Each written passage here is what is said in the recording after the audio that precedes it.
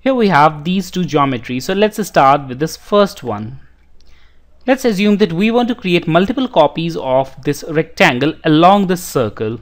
For that, polar command can be used.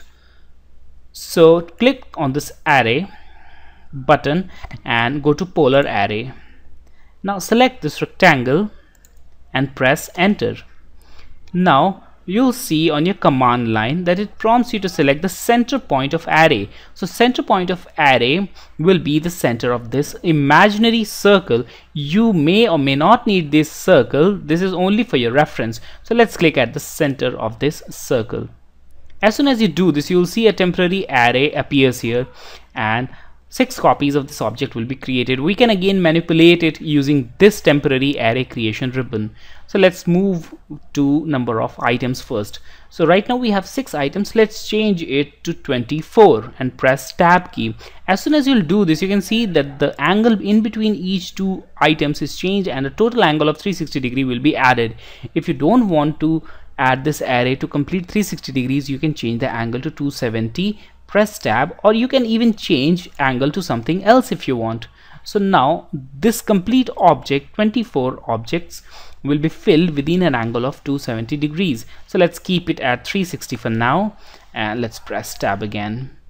Now here we have rows. Right now only a single row is there. If you add more rows, like 3 rows in this case, you'll see more objects will be added. You can increase the gap between these objects to make it more clear, and let's add a gap of 25 and you will be able to observe it more clearly. So here we have these 3 rows, but obviously we want to keep it 1 so that we can clearly see this object. Again, in this case, if you add more levels will be added along z-axis or the z coordinate, which we cannot see right now because we are working in 2D geometry. Here again we have an associative option. So when you keep this associative option turned on, you can manipulate, you can change your array even after creating it. So let's keep it unchecked, because in the previous case of rectangular array we have kept it checked. Now we're not going to change the base point, but this is the base point for this object. So you can change it, you can manipulate it according to your needs. So right now this rotate items button is checked. When you uncheck it, you'll see that the alignment of this primary object remains as it is throughout the array. So that means this array object, they all are parallel to each other. But when you click on rotate items, you'll see that the objects start rotating, and when it returns back to the original state, it has already made a complete revolution of 360 degrees. So now we have seen and we have made some changes to this array. Let's click on close array now.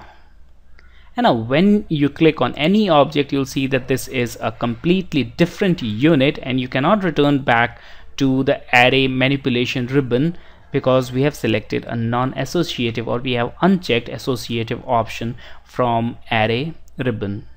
Now in this geometry, let's create a polar array. So let's select polar and select these 2 lines and press enter. Now we need to select center point of array, which is obviously center of this circle. So select it, and now we have this array. You can increase number of items to, let's say, 24, and here we have a complete array, and this represents a wheel or a bicycle wheel. Now let's close this array to complete this geometry. So this is how you can create a polar array.